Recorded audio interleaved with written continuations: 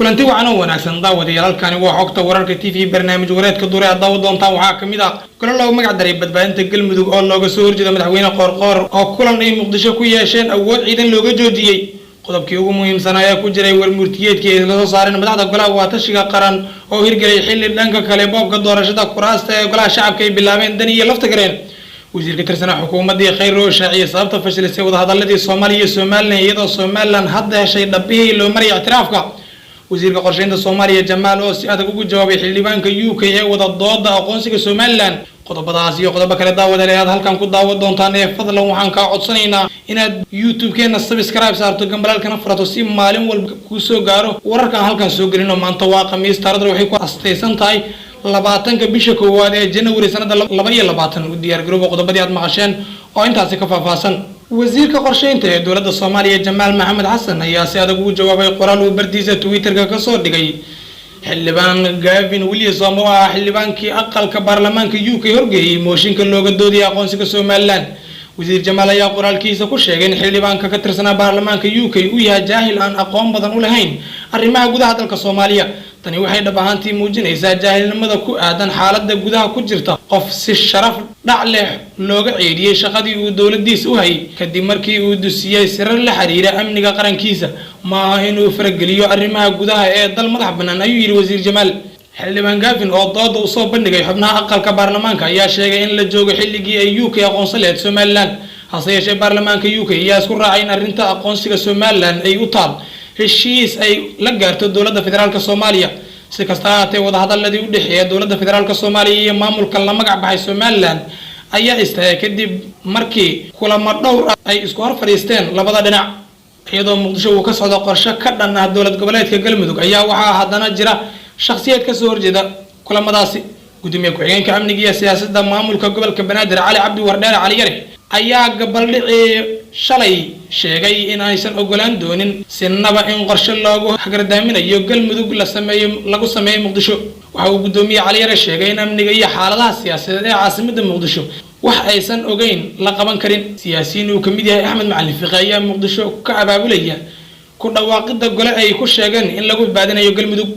inta aan joogno gobolka Banaadir ma aqbali doono in kuwa muuqdo iyo kuwa dhuumanaya ee dhabarkoodu muuqdo ee Galmudug ku fashilmay inay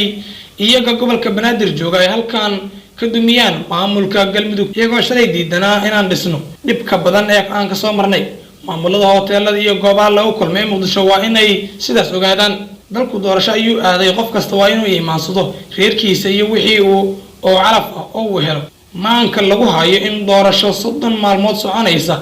aan la burburin Galmudug iyo madaxdeeda maanta oo Arbaca ah waxaa si rasmi ah u dhaqan galay qodobkii ugu muhiimsanaa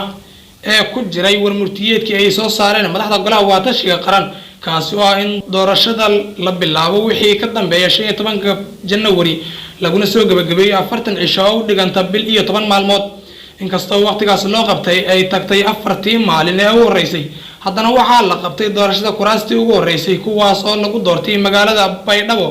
shalay oo Arbaca ahayd 6 kursi oo kamid ah 12 kursi oo ay horay u soo gudbiyeen guddiga doorashooyinka Koonfur Galbeed Soomaaliya shalay lagu doortay gobolka Bay waana bilow fiican sida muuqata waxaa si weli jirta tabasho oo ay qabaan qaar kamid ah musharaxiinta doonaya inay baratamaan iyo beelaha qaar ee wax kale kuraasta la doonayo ilaa iyo hadda meelaha qaylo dhaanta laga soo wariyay waxaa kamid ah deegaanada Puntland wasiirka wasaaradda gaadiidka iyo duulista hawada Soomaaliya Duraan Axmed Faarax ayaa isagoo ku sugan magaalada Garowe si dadban u sheegay in la boobayo kursiga beeshiisu ay ku leedahay baarlamaanka Soomaaliya inkastoo wasiir Duraan uu sheegay in saxaafaddu uu faahfaahin badan siin doono sida wax loo maamulay ayaa haddana wasiirka laga fahmi karay in uu ka xun yahay waxa dhacay lamana oga waxa uu wasiir Duraan ku qasbay arrintan uu banaanka keenay kursiga uu hadda ka qaylo dhaaminayo wasiir Duraan ee Hob 166 waxa ku fadhiyay xildhibaan Sadiiq Xirsi Warfaa waxaana jira warar kale oo kursigaas ku saabsan oo la isla dhex marayo in shakhsi kale loo wado in lagu soo saaro cabashada kuma eko kuraasta Puntland taalo oo kaliya waxaase jira siyaasiyiin iyo beelo kale oo iyagana cabasho ka muujinaya kuraastooda lagu dooranayo deegaan doorashooyinka Gedo iyo Jubbooyinka cabashada durba bilaabatay kuraasta qaar waxa ay tilmaam u tahay in weli qaladaad ay ku jiraan hababka loo wajahayo doorashada sidoo kale kursiga hob 147 oo ku fadhiyay xildhibaan Mahad Maxamed Salaad ayaa isna durbaba buuq ka yimid beelaha iyo ergada wax dooranaysa. Mahad Salaad oo sanado ku fadhiyay kursigaasi ayaa fariin Facebook u mariyay Ra'iisul Wasaare Maxamed Xuseen Roble kadib markii uu muujiyay in gacan toogashaha ay ku dhacday sida la leeyahay. Mahad Salaad oo ah mucaarad aad uga soo horjeeda falsafada madaxweyne Farmaajo ayaa ka cabsi qaba in kursigaasi loo xiro Cali Yara Cali oo gudoomiye ku-xigeenka amniga iyo siyaasadda maamulka gobolka Banaadir. Haddaba waxaa la isweydiinayaa maxay ku soo idlaan doontaa kuraasta doorashadoodu ka bilaabatay dalka kuwaas oo socon doona ilaa iyo 25 February isla sanadkan 2022.